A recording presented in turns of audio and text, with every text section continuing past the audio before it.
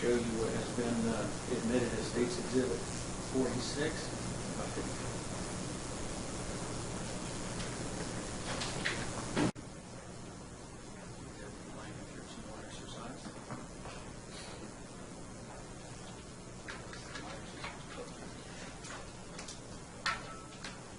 Sergeant, if I could get you to step in here. For orientation purposes, this is Royal Road, Turtle Mound.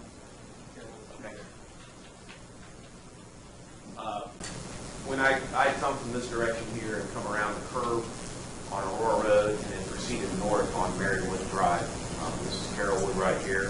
This is Marywood. I initially, when I responded to the area, came to right about here on Marywood, just north of Carrollwood. And what, if anything, did you observe when you reached that location? I temporarily stopped and exited my vehicle to kind of form the north perimeter to prevent anybody from heading this direction. Another officer had arrived in that area, so I then went ahead and re-entered my vehicle and started heading down to Carrollwood so I could join up with Officer Mendorf and the other officers that were searching in this direct area. And where did you go? I was traveling eastbound on Carrollwood when I was looking for wherever driveway they went down to try to find Officer Mendorf, Sergeant Casey. Just as I was getting ready to turn into a driveway, I heard on the radio that the Explorer was leaving the driveway of the home that he stopped at.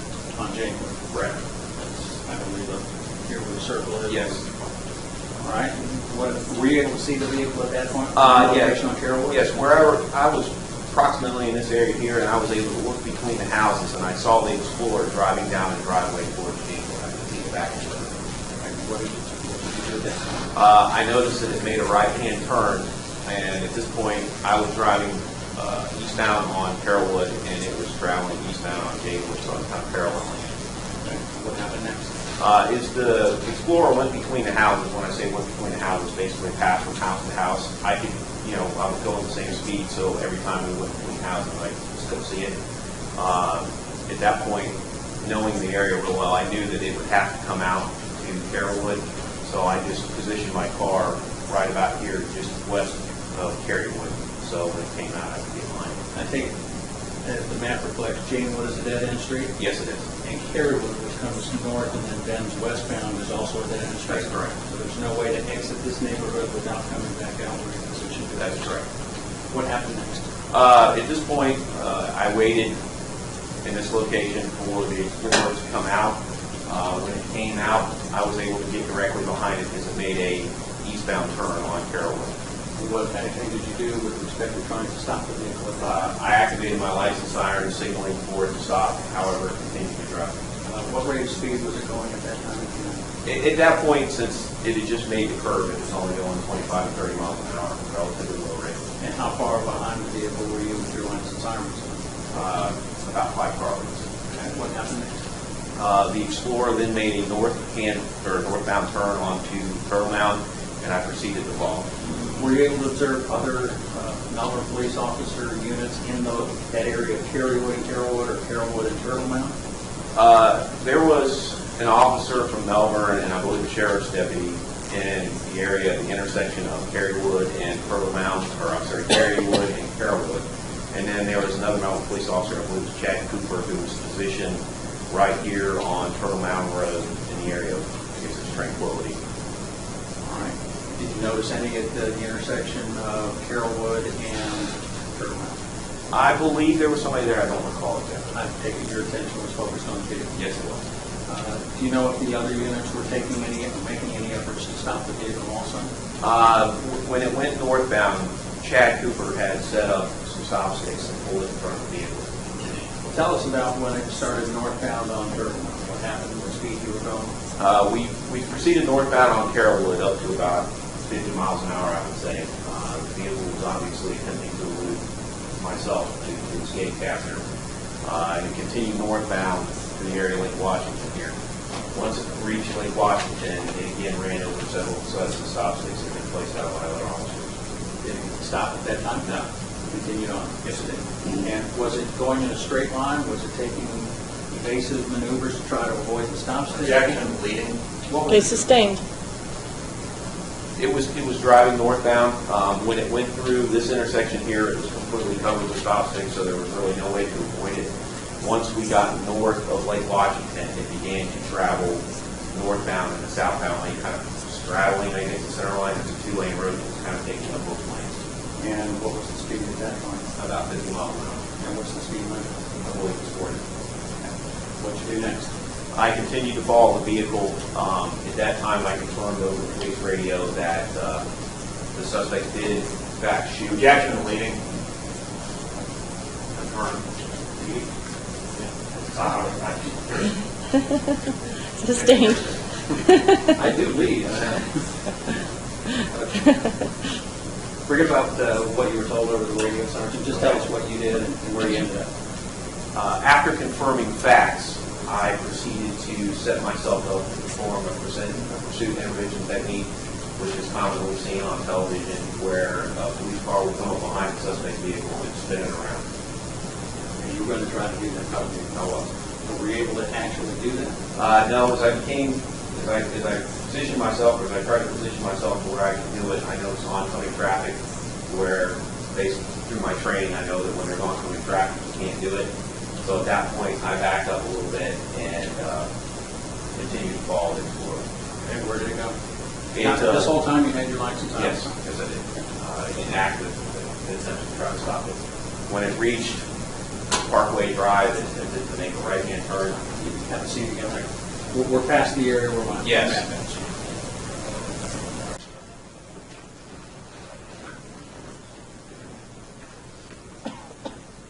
What happened when you got up near the intersection of Parkway?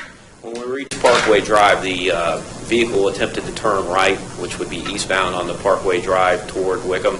However, due to the stop sticks that had been placed, the tires had started to deflate, and it was unable to negotiate the turn, and the vehicle struck a stop sign. Did it come to a halt at that time? It did. And what, if anything, did you do? I immediately exited my vehicle and drew my firearm in a felony stop position.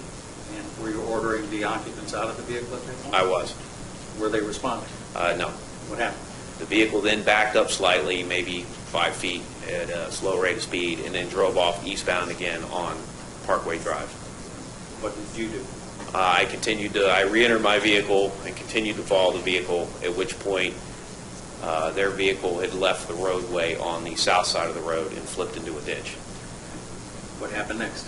At that point, we stopped our vehicles, and there were numerous other officers that had come up behind me, and I made the decision to work the situation as sort of a barricaded subject.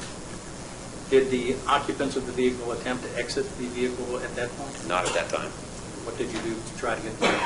I instructed Officer Romano to give several commands over the PA system for them to exit the vehicle. Did they? No. What did you do? I gave it another minute or two to see if we received any response. Based on the way the vehicle was positioned, it was plausible that they were unable to get out of the car. So at that point, I sent a member of the sheriff's office around to the other side of the vehicle that could maybe see through the windshield to see what they were doing. Was that successful? He could see them, yes. You could see them inside. Yes. Did they come out at that point? No. What did you do next? At that point, I assembled a contact team and worked them around to the south side of the ditch that the vehicle had flipped into and made further efforts to try to get them out of the vehicle. Again, based on the way the vehicle was positioned in the ditch. I'm going to object to speculation about why and how. Okay, sustained. Just tell the ladies and gentlemen what you observed. I observed the vehicle on its drive. The driver's side was down in the ditch. The passenger. At that point, I decided to have someone throw a brick paver through the back window to try to create an avenue of escape for the occupants. Was that done? Yes, it was. And did the occupants finally come out? Yes, they did. And were they taken into custody? Yes, they were. Mr. Bradley was one of the occupants. Yes, he was. When he was taken into custody, was he mistreated in any form or fashion? In no way whatsoever. Threats made against him? None. Physical violence? None. Just handcuffed and placed on patrol car? That's correct. No further questions? Questions by the defense? No question. Okay, sir, thank you for your testimony. You're free to step down. State Road Officer Chad Cooper.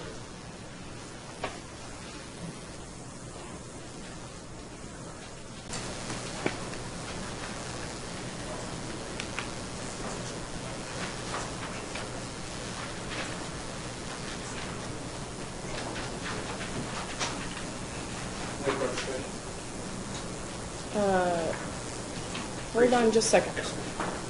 Sir, if you'll step up before the clerk to be sworn.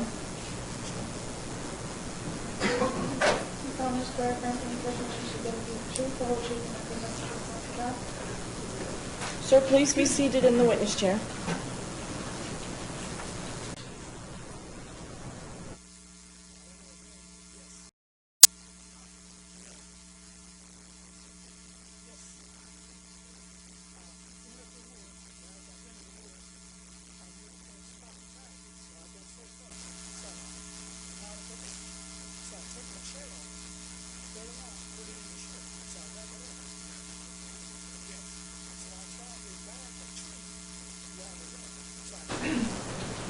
Okay, sir, if you will, scoot your chair forward. Do talk into that microphone. It helps us hear your testimony. It also aids in recording your testimony. Okay, Mr. McMaster? Good morning, sir. Good morning. If you would, I'm going to ask you a series of questions. If you direct your responses to the ladies and gentlemen of the jury, let's start by telling them your name. My name is Detective Chad Cooper, And how do you spell your last name, sir? C-O-O-P-E-R, How are you employed? with the City of Melbourne. In what capacity? Currently a detective with the police department. Law enforcement officer? Yes, How long have you been with the Melbourne PD? approximately 9 years. And on March 6th of 2012, were you employed with the Melbourne Police Department? Yes. And what was your assignment at that time? I was working patrol as a field training officer.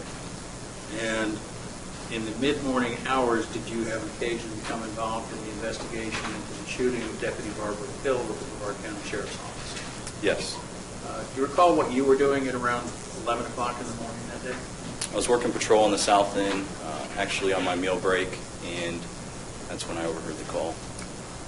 What was the first call that you heard with respect to this? Officer Smith, which works for our agency, was in the area of John Rhodes and O'Galley, and he had heard some gunshots in that area. Now, were you in a marked patrol car at that time, Yes. wearing a regular Melbourne police uniform? Yes. What, if anything, did you do when you heard the dispatch from Officer Smith about shots fired? At that point, it started to quickly evolve that we started hearing Brevard County Sheriff deputies might have been involved and one of them might have been injured. So we all, including myself, began responding to the area. And where did you go? I made my way up to Turtle Mound. Officers were setting up a perimeter. The suspect vehicle was somewhere in the neighborhood to the west of Turtle Mound, between Aurora and Lake Washington. And I found an open spot at Palomino Road, I believe it is, right at Turtle Mound that appeared to be an empty spot for me to set up as a perimeter point. Were there other officers visible to you also setting up perimeters?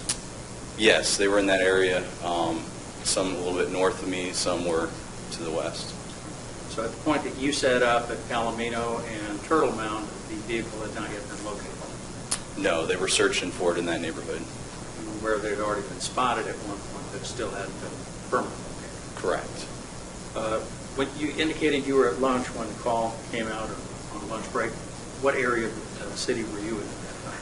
At that time, I was right off of Bulldog and Babcock in that neighborhood. Or behind Malahide? Yeah, in that area. And what route did you take from that area over to Palomino and Turtle? To be honest, I don't know. I do know I had in-car video going the whole way, but I don't know. Very good. What happened once you got set up there at Palomino and Turtle? After getting set up there, they quickly located the suspect vehicle and initiated a pursuit of that vehicle. Were you listening as to where the vehicle had been spotted and where it was going? Yes, they started advising us that it was coming towards Turtle Mound, which was my area. What, if anything, did you do based on that information? At that point, I retrieved my stop sticks from the trunk of my vehicle and deployed them on the opposite side of the road, which was the west side of the road, and stopped southbound traffic. hoping and waiting for them to come onto Turtle Mound. This may be fairly basic, but let's explain to the jury what stop sticks are and how they work. There are many different devices, but essentially this device is a stretch of approximately 6 feet of a triangular tube that has inside of there are deflating devices, spikes essentially that would puncture the tire and then start to deflate it. So those are deployed. This ones that we have, they're on a long string. So we would deploy it when, in the ideal situation, is on the opposite side of the road, out of the roadway, and we would extend our string all the way across to the other side, and we can just wait and pull it across the street as the suspect vehicle is coming.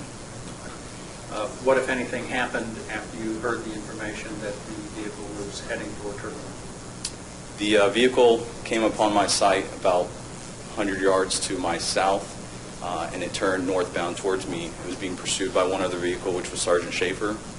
So at that point, I had southbound vehicles stopped, and the suspect vehicle, a white, I believe it was a Ford SUV, they had swerved and passed, going into oncoming traffic, had passed a vehicle going northbound. And as they passed that, they're now approaching me probably about 40, 50 miles per hour. And so as they get closer, I'm waiting towards essentially the last minute that I can pull these spikes across the road, and that way they don't really see it coming. And so I did so. I pulled it across and was able to effectively use them. Were you able to determine whether or not any of the tires ended up getting struck, and if they were deflated, do they deflate immediately, or does that take a period of time? Usually it's over time, so that way it's not a big explosion and a crash. But yes, at least one tire, the vehicle did run over the strip, and at least one tire I could tell was affected. Were you able to see Sergeant Trevor Schaefer's vehicle at that point? Yes, he was immediately behind it and actively pursuing it. Take it that you moved the stop sticks enough that Sergeant Schaefer wouldn't hit them? Yeah, he did not hit him. He was able to, usually when we set those up, they know ahead of time that we're setting them up, so they kind of back off a little bit so they are able to move out of the way. And he continued on without striking him, and then I followed him behind. How far behind Sergeant Schaefer's vehicle was yours? Once I got in, obviously I just had to catch up for a quick second, but I became right behind Sergeant Schaefer, and the two of us began pursuing. You were in a fully marked Melbourne Police Unit vehicle? Correct. Insignia on the sides? Yep. Light bar on the top? Yes. Did you have your lights and siren active? Lights and siren and video recording. Did the vehicle stop at all? No, it did not. What did you do? We continued to pursue it northbound. From where I was, it was just another maybe half a mile up to Lake Washington where there was other officers there. So we continued driving that way, northbound, again, approximately 40, 50 miles per hour. At that point, you could tell the vehicle with at least one tire starting to deflate at least. They were swerving a little bit, driving recklessly. We continued through Lake Washington, where at least two officers had additional stop sticks there. There's a stop sign at Lake Washington and Turtle Mound, is there not, for northbound and southbound traffic? It is a four-way stop there, yes. Did the vehicle come to a stop? No, it did not. Did it slow its speed or anything for the intersection? I don't recall it slowing. If it braked at all, it was, again, other stop sticks were getting deployed, so they may have hit their brakes trying to find a way out, but they definitely continued through the stop sign, yes. What happened after it passed Lake Washington? It again hit a set of stop sticks, and you could tell that that again was successful. And at that point, either the tires began to definitely lose control. I believe one even came off, and the vehicle.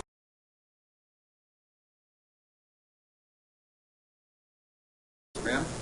I believe at that point it was definitely deflated to almost on the rim. I don't recall exactly whether it completely came off, but more tires were deflated and they were losing control. What happened is you proceeded northbound on Turtle. We continued to proceed northbound, maybe approximately 30, 45 miles per hour. Vehicles swerving, pretty much staying in the middle of the road. And as we approached Parkway in Wickham, which is the next major intersection. It's not a four-way stop. It's kind of offset, but the vehicle attempted to make a right-hand turn onto Parkway to go eastbound. At that point, it couldn't successfully make the turn, and it went into the northeast corner of the intersection, hitting the stop sign and hitting a guardrail there. Did the vehicle come to a stop? At that point, yes, it crashed into the stop sign and the guardrail, came to a brief stop when myself and Sergeant Schaefer got out of our vehicles to address the vehicle and the occupants. And how did you try to address the vehicle occupants at that point? At that point, when we got out, it was just enough point to get out of our vehicle when we saw the vehicle starting to back up, so we then got back into our vehicle. The vehicle began to back out and continue its right-hand turn onto Parkway, at which point it just kept going into the southeast direction across Parkway and rolling into a ditch. What happened at that point? When it rolled into the ditch, it fell over onto its passenger side. The ditch is down pretty, maybe 10 feet or so. So the whole vehicle is now inside, below ground level pretty much. And we then began just to set up a perimeter around the vehicle. And were efforts being made now to order the occupants out of the vehicle? Yes. How did Yes. you all do that? Through verbal commands, we were setting up a perimeter around the vehicle as best we could, given a very unique situation. But as we did that, we then began giving verbal commands. We were trying to get those individuals to raise their hands and get out of the vehicle. Did the occupants exit the vehicle immediately? Not immediately, no. How long did it take before you were able to get them out? It was an extended period of time. I don't recall. It could have been 20 minutes until they were finally taken out. And did you maintain your position on the north side of the ditch the entire time, or did you go to the south side? I was on the north side the entire time. And you referenced a couple times earlier in your testimony that your in-car video system was operating. Is that correct? Correct. Did you activate it manually, or is this one that automatically came on when you started using your lights? Automatically came on, so it actually started when I began responding from the south end of the city. And did you provide a copy of your in-car video images to the state? Yes. And at my request, did you look at a DVD containing the in-car video from that morning? Yes. And may I approach witness, Judge? Yes, you may. Showing you what has been marked for identification as exhibits. I believe it's BL.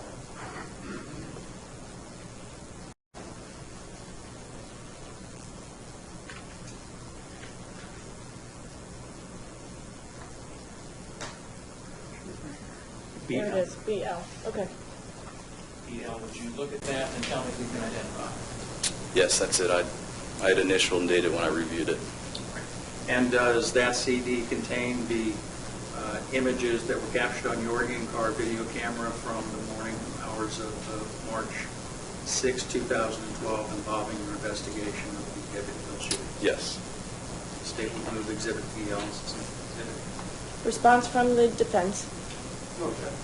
Okay, it'll be received as State's Exhibit number 60. Request permission to publish, Judge. Let me just set the equipment up.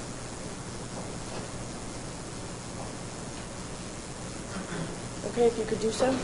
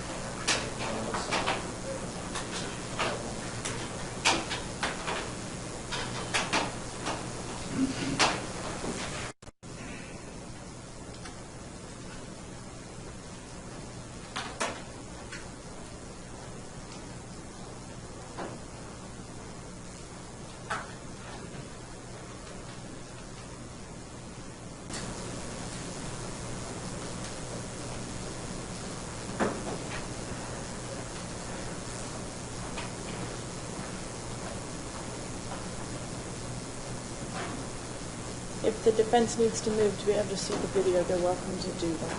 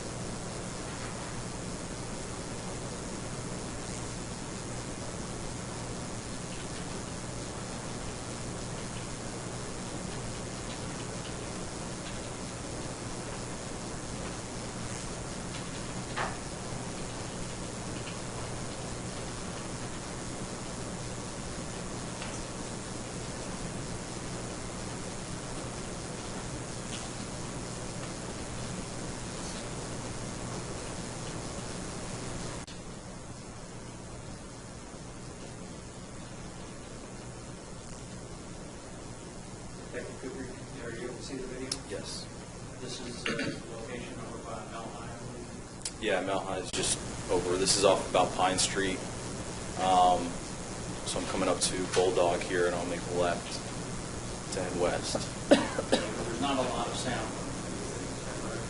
There probably won't be any sound, no.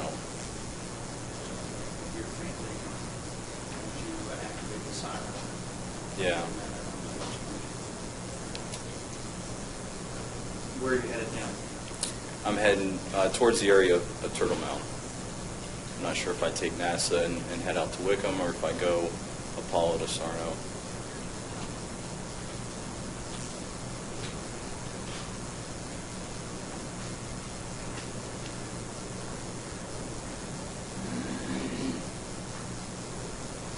At this point, we hear the call of the officer hearing shots, but it's not later until it starts to evolve. Because normally if an officer just hears shots, they have enough individuals to handle it themselves, so I wouldn't normally go from the south end.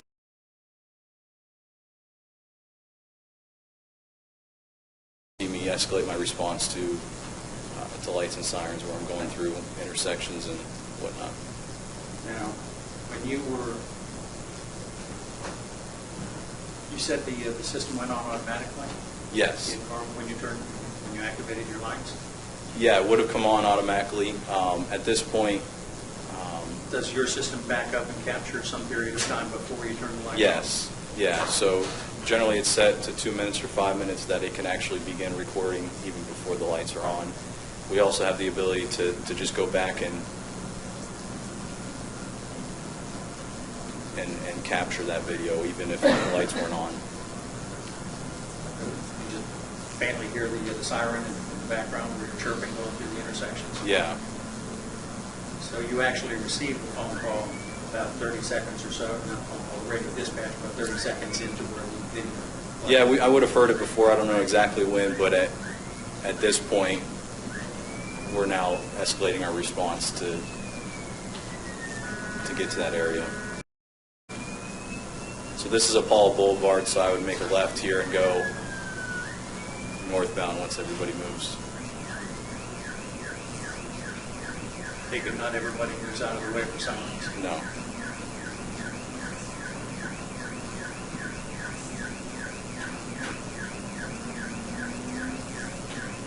Another unit that's firing off on the left. Yeah, it may have been.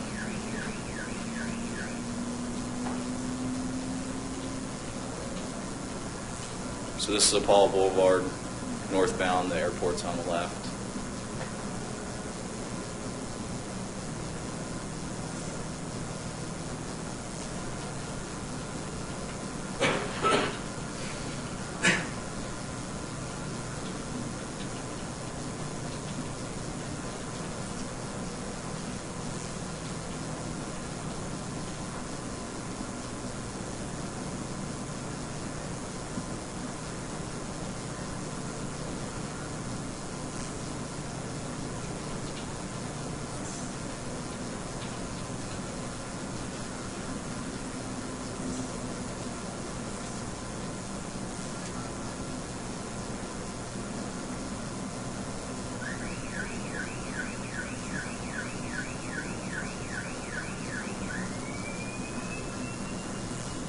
Police department on the left-hand side. Correct.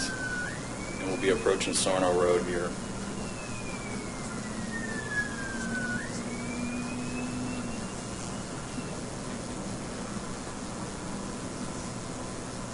And we'll make a left to go westbound on Sarno.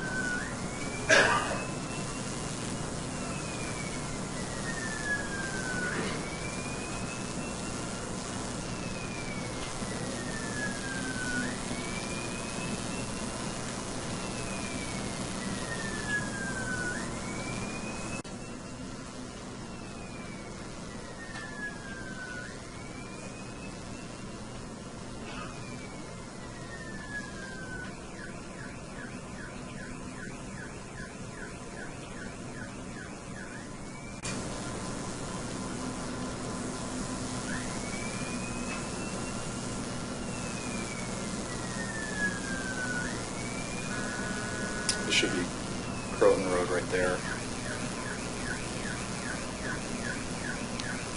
Continuing west towards Wickham.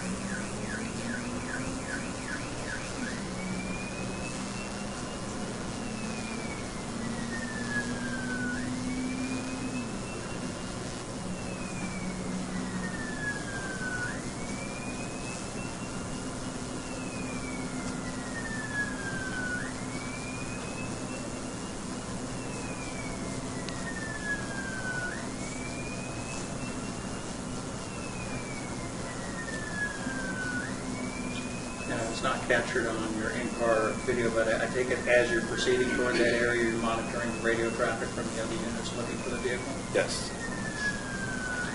And are the sergeants on scene directing the units where to go as to set up the perimeters? Or is everybody pretty much on their own, picking where you're going to go? No, they'll begin, and I believe Star is either on its way or already there as far as the helicopter from Brevard County Sheriff's Office. So, but no, they'll have somebody in charge attempting to set up some type of perimeter for the area.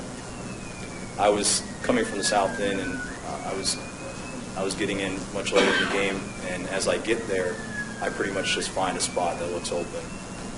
That's how I made myself at Palomino and Turtle Mountain. Or northbound on This should be Wickham Road, Wickham? and this should be O'Galley Boulevard here. I believe I go up to the next intersection is Aurora Road, and I will go left and head westbound to Turtle Mountain.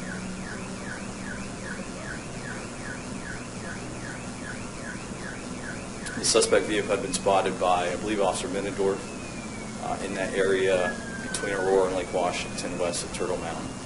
That's it. You've been notified of that as you're heading toward the area still? Yes.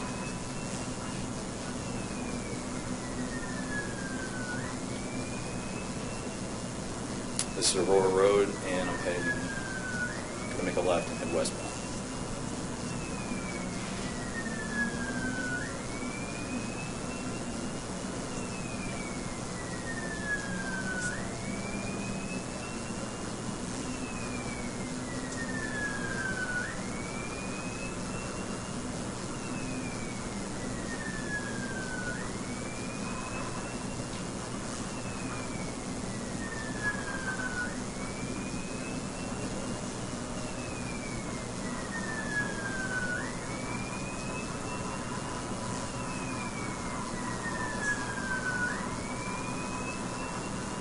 And this should be Turtle Mountain coming up here.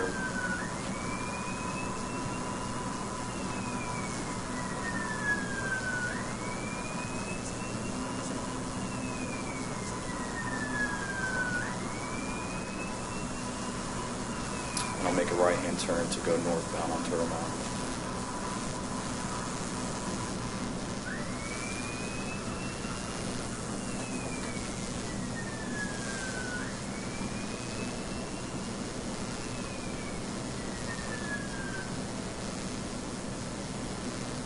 So there's one officer there set up, and the next major intersection is Lake Washington, so I'm going to stop just in the middle, off to the right here, which is Palomino Drive or Road, and an entrance to a neighborhood. Is that Carroll what you just passed? I believe it was, yes. That was a Melbourne unit parked there.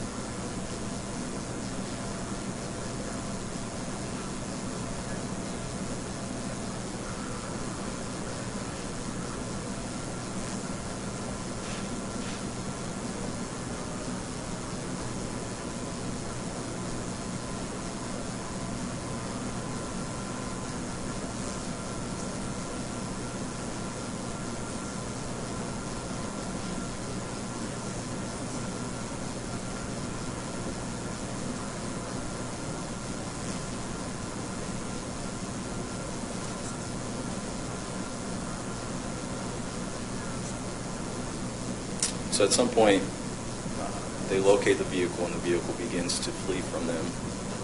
And you'll see me get out of the vehicle. I don't know if you'll see me right away because I'm going to my trunk. I'm going to deploy the stop sticks. Okay, sustained. Gonna wait for a question.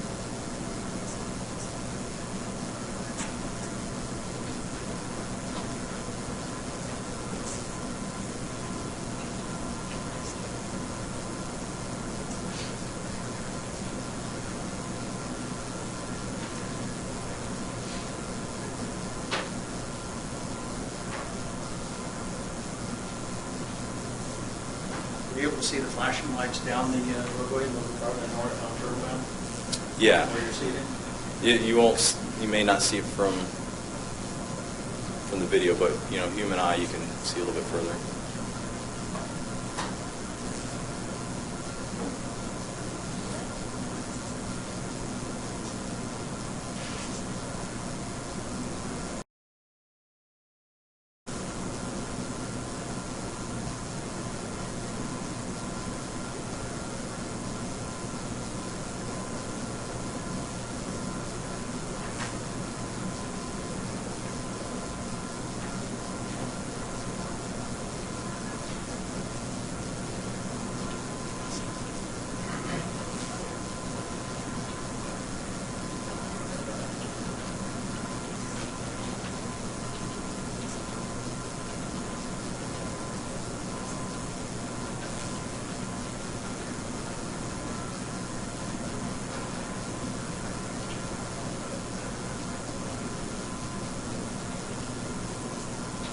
See that you're out of your vehicle at this point. Yes. What are you doing there? I'm starting to deploy the stop sticks and pull them across the road. Is that the SUV? Yes. Is that Sergeant Schaefer? Yes. At that point, he's asking for officers. He's alone, and I immediately get in my vehicle to assist in the pursuit, especially knowing that the vehicle's tires are going to deflate and likely come to a stop.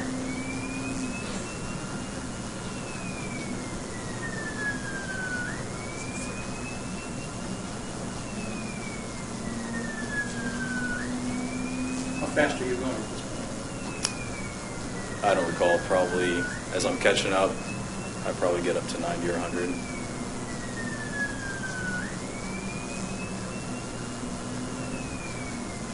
And I could see them ahead, and vehicles swerving, and we're coming up to Parkway.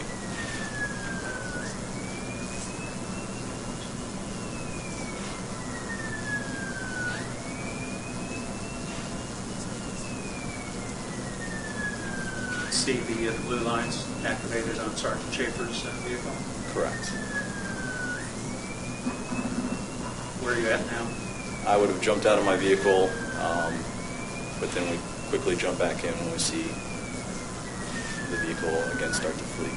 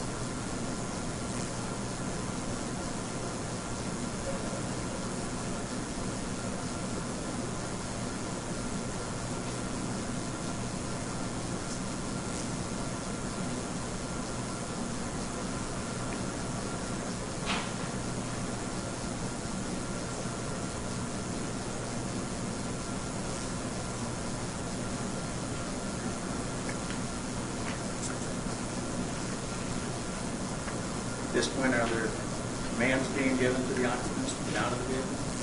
Yeah, over the next, I think it's going to be about 15, 20 minutes or so.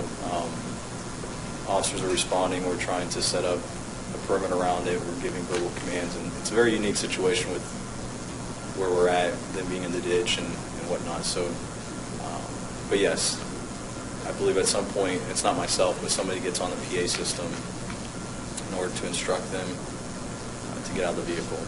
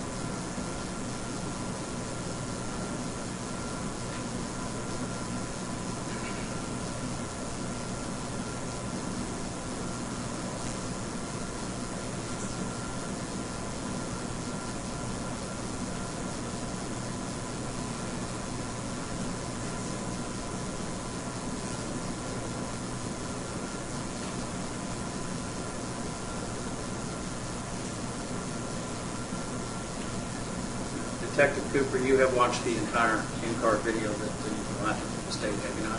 Yes. It's a little over an hour long. Yes. Are you ever actually able to see the occupants come out of the vehicle on the video? Not really, no. Given the shadows in the video, you don't even really see, but what happens, which the team of officers go on to the opposite side of the ditch, and they're removed from the vehicle. From the other side of the ditch, you don't in the really shadows. see it at all.